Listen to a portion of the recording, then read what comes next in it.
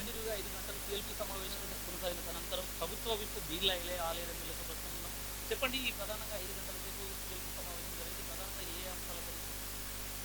ఏదైతే ఒక చారిత్రాత్మక విజయంగా భారతదేశానికి రోడ్ మోడల్గా తెలంగాణ ప్రభుత్వం చేపట్టినటువంటి కులగణన ఇలా పెద్ద ఎత్తున భారతదేశంలో ప్రజలంతా మెచ్చే విధంగా మా భావి ప్రధాని రాహుల్ గాంధీ కూడా తెలంగాణ రోల్ మోడల్ అని చెప్పి మొన్న జరుగుతున్నటువంటి మిగతా రాష్ట్రాల్లో కూడా తెలంగాణ ప్రస్తావన చేయడం జరిగింది. నిజంగా ఈ కులగణన అనేది అదేవిధంగా ఏబిసిడి వర్గీకరణ ఈ రెండు అంశాల మీద ప్రజల్లోకి ముందుకు పోవాలి. కొంతమంది ప్రతిపక్ష నాయకులు వాళ్ళ కిచెన్ వాళ్ళు ఇది తప్పని అదని మేము ఒకటే వాళ్ళకి సూటిగా ప్రశ్నిస్తున్నాం. మిగతా ఏ కులగణన ఉంది? బ్రిటిష్ పాలనలో గతంలో బ్రిటిష్ కాలంలో 1931 తర్వాత కులగణన జరగలేదు. ఏదైతే 2014లో ఎస్కేఎస్ చేసినటువంటి దాంట్లో ఆ లెక్కలు ఎక్కడున్నాయి? అది ఫామ్ హౌస్కే పరిమితమైంది. మరి ఏ లెక్కల ఆధారంగా ఇవాళ మా కులగణన తప్పంటున్నారు? ఏ లెక్కల ఆధారంగా ఇవాళ ఓసీలను పెంచి బీసీలను తగ్గించినట్టున్నారు?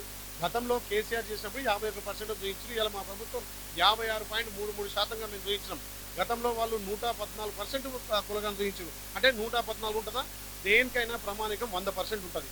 114% అంటే వాళ్ళు ఏ లెక్క చేసినట్టు? మరి గతంలో వాళ్ళు ఓసీలు 20% చూయించారు.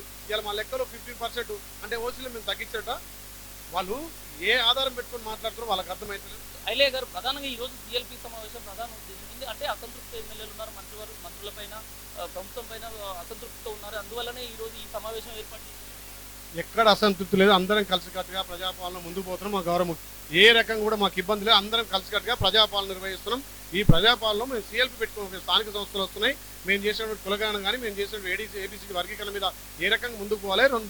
తెలంగాణలో పెద్ద ఎత్తున 2 సమావేశాలు, ఒకటి గజ్వేల్ కానీ అవసరం ఉంటే ఒకటి సూర్యాపేటలో నిర్వహించాలనుకున్నాం. దానికి ఏఐసిసి మా అధ్యక్షుడు మల్లికార్జున ఖార్గే గారు ఇంకా ఢిల్లీ పెద్దలు పిలుచుకోవాలనే ఉద్దేశంతో అంశం ఏమైనా